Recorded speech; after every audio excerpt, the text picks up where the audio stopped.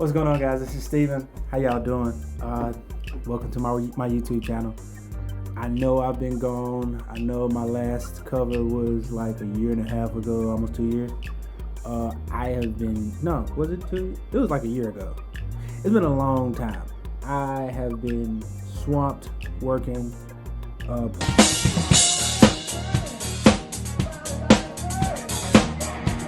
I've been swamped playing and working and moving all over the place. I think I've been home with my family and my wife and my kids maybe 3 months out of 2019. It's looking like I might do that again. But yeah, man, I've been moving around and playing, and things have been getting way better. 2019 was a great year. 2020 is looking really good. But I did promise myself that I would put more content up on my YouTube page because I wanted to give you guys something that could be of value to you. Just a little bit about what I wanted this page to be. This page, I wanted to be a resource for musicians or artists, or drummers, piano players, whatever you do, to come and just get some inspiration. Or maybe you wanted to come see somebody play drums. Maybe you're thinking about playing drums. Maybe you're a young kid and you want to get better. Maybe you're an old guy and you just like playing drums, want to see what's happening. Maybe you're 20 and you're trying to figure out how to take over your city as a musician, get on the gigging scene, anything. I wanted this channel to be a place where you could get some information that maybe you wouldn't get anywhere else. And just a place to have a good time and play some music. So I love to hear from y'all. Leave me a comment, man. Hopefully we can get this video to like 40 likes or something like that. I don't know. I know it's not a lot of us, but shout out to the 100 subscribers. Thank y'all for subscribing, man. I really appreciate it. I promise I'll have more content coming up here soon. I'm bringing my camera with me. Like I said, I've been swamped. I've been overseas 9 months out of 12 months in 2019, so it's been absolutely bananas. But it's not an excuse. I make sure I have more content for you. So without further ado, this is the video. Today we're covering an interview that I did with Mr. Fraiser-Moore. This is gonna have a few parts to it, but I try to break it down into sections, into sections that are covering certain topics, things that I think most people wouldn't hear a whole lot about.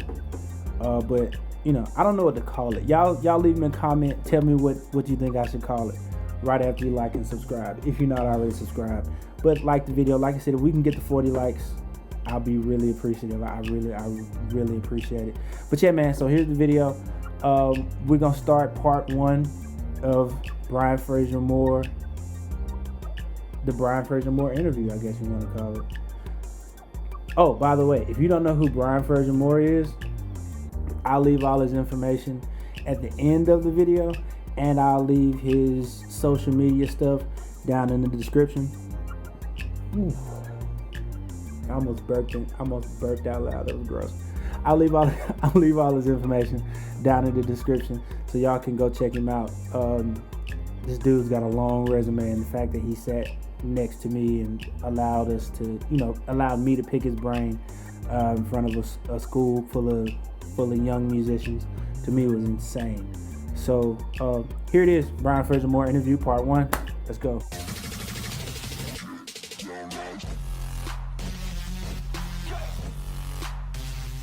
Just so y'all know, I'm recording into my iPad and I'm using my phone for the video, but you should see the video somewhere down here or up here. I don't know where I'm gonna put the video at yet, but just know we're gonna cover a little piece of this. Not even a little piece of it. We're gonna cover a chunk of it. So here we go. Fraiser-Moore. Let me cue us up at 4 minutes. Oh, also, if you want to see the whole interview, I'll put the link to the video down in the description.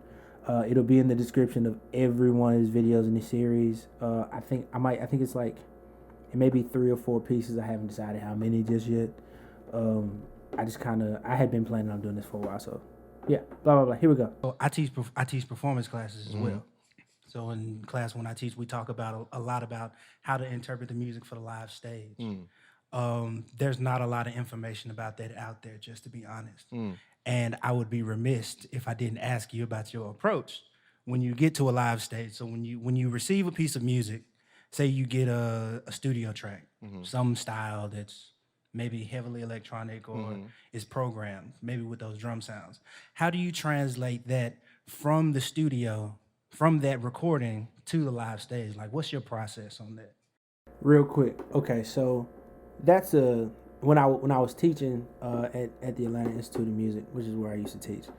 That was a question that I got constantly. I constantly got young drummers coming up saying, "Man, it's cool. I like playing the rock stuff and the old school R&B stuff and the jazz stuff is fine. And, I love it. But how do I make this hip hop song work for a live show? How do I use the SPDS? How do I make um, how do I make this work live? How is Aaron Spears doing this? How is Nissan Stewart doing this? How is Devin Taylor pulling these things off? How are these guys doing it? I want to know how. I need you to teach me."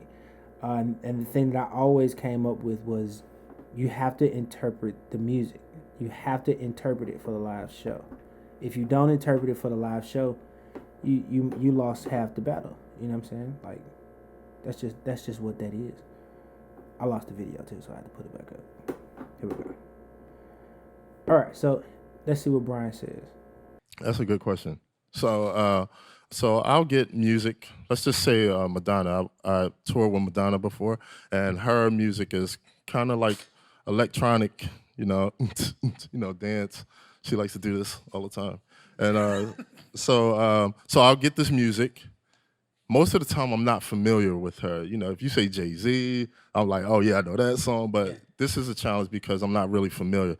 So first and foremost, I have to facilitate my gear. I can't do none. I can't learn the songs. I can't even get into muscle memory of what the songs are until I know that I can take those sounds and maybe put that on my kick drum with the sound. Let me try that. Nah, it's too much. The acoustic kick is too much. Maybe just electronic on the kick, acoustic snare triggered. Maybe electronic hi-hats. Let me see. These hi-hats sound like? No, these ones.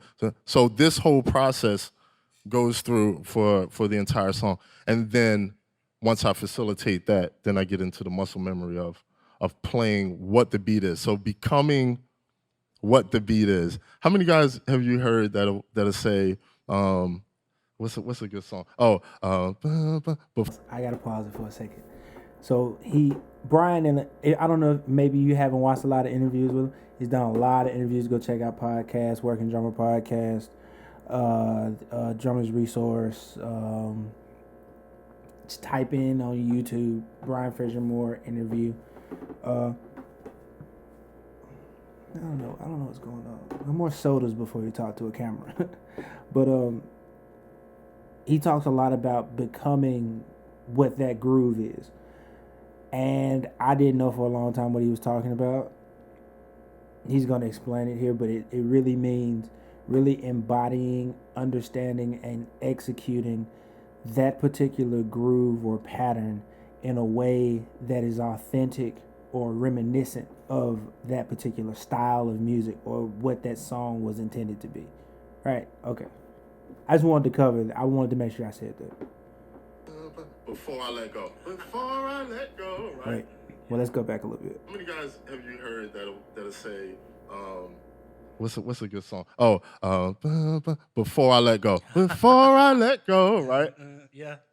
What's the drum beat? Look at my face right here. Look at my face. I cannot think of the name of what that groove is. And it is so simple but very specific. So what I do is, and the hi-hats and snare sounds amazing, but the kick pattern. So what I do is I brainwash myself. I become what that is. That kick drum is here. This snare is there. This is there. This is there. This is there. Now I eat that, and it becomes me. So then, once I get that, then I find ways to express on top of it in that mentality, but not mine. Okay, so let's go a touch deeper. I just Yeah. want to go just one more level deeper. Yes, not sir. Too much. So when we That's churchy, very so. valuable. I hope everybody heard that.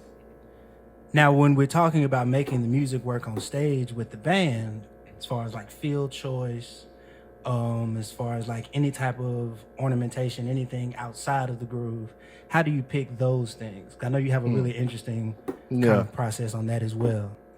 Now, I paused it. I'm sorry. In this particular part of the interview, because I wanted him to go deeper into what it is that he does when he really interpreting the music for the live stage. You get a hip hop track that doesn't have actual drums on it, and there's no actual fills in it, and all you got is hi-hats playing 30-second note triplets, and it's pulled back just a little bit. You may not know what to do with that. So, well, I mean, I guess for me the question is always, well, why do you want a live drummer if you got drums on the thing already and you can just push play? So then it becomes, well, how do I make this more human? That's really the question that I wanted answered. And if you can't tell, I was asking questions for myself as well, because I was trying to get somewhere. Brian answers this question like, I think it was a good answer. Here we go. So I call them the extras, the intelligent extras. So Intelligent extras. Everything in the track is a suspect for me. You know, I'm like a bank robber. I'm like, if there's money over there, I'm gonna get it. If there's money over near that corner, I'm gonna get it. So anything in the track is subject to be hopped on for me. Anything moving in the track. You know why? Because it keeps me safe from people saying you're playing too much. Got to pause there. I got to pause right there.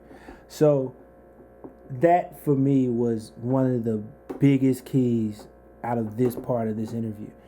Any rhythmic motif that you hear in the track, or any rhythmic motif that you hear being played in the band, if you can replicate that, or if you can play something that's in that same vein, if you can stay in that same lane, I guess if you want to use that for a metaphor, if you can stay in that same lane, 9 times out of 10, you'll be safe.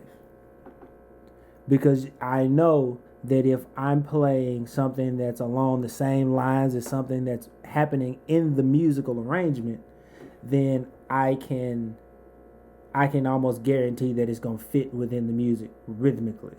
Because as a drummer, I'm not as concerned with melody, because what I'm doing is, for lack of a better term, melodically fixed. So my tones don't really move. I have a set number of tones and a limited amount of them.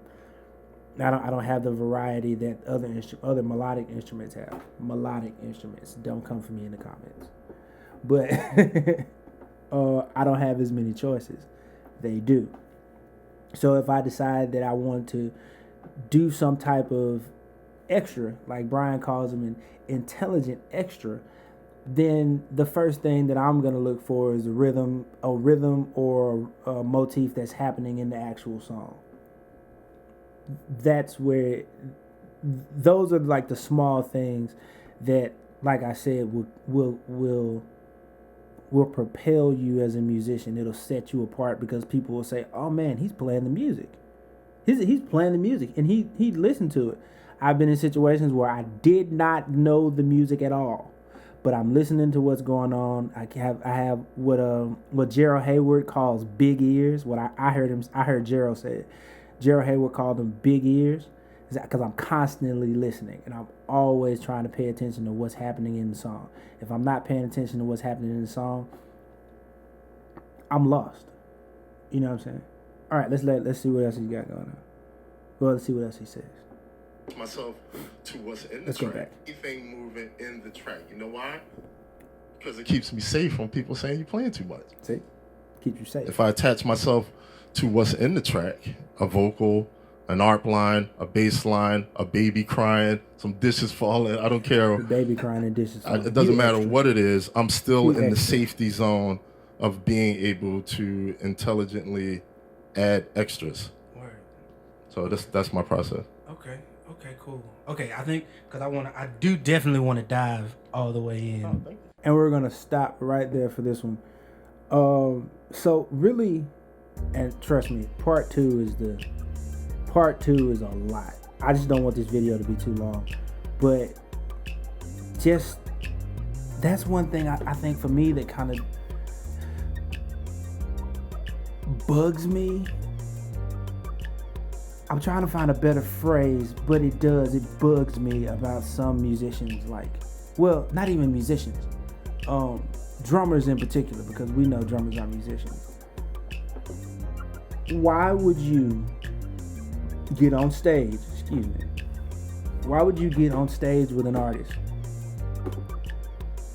learn all the music, get on stage, prepare yourself to earn a check, and see someone out in the audience that may be a drummer and just go bananas all over the music and not be paying attention to what's happening musically? That, I guess for my younger self, I wouldn't have thought 2 cents about it, because I was playing what I would call playing for the way it feels versus for the way it sounds. I always told my students in the live performance class, you gotta play like you standing out in front of the drum set and not sitting behind it. If you play like you sitting behind it every single time, 8 times out of 10, it is going to be something that doesn't fit. But if I play like I'm out listening to what's happening, I may not get a chance to play as many notes, but the audience is going to enjoy it so much more, and it's going to help the music to actually gel. I guess if that's the word. I'm looking for another word, but I can't think of it. It's going to help the music to gel, though.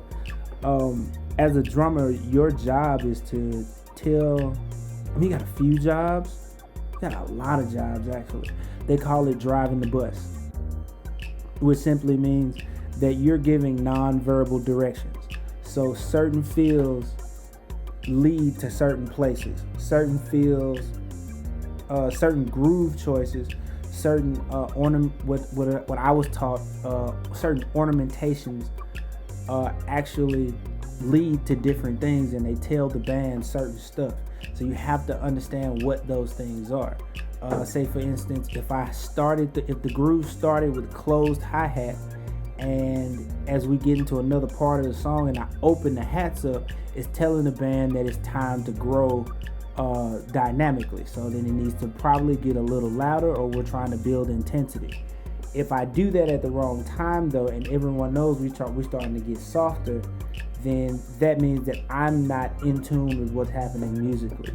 If I'm not in tune with what's happening musically, then I stick out like a sore thumb, and it does not work. And nobody wants to hire a drummer who just plays what he feels like playing. Please, no one wants to hire a musician who just plays what he feels like playing with no regard for what's happening to the music.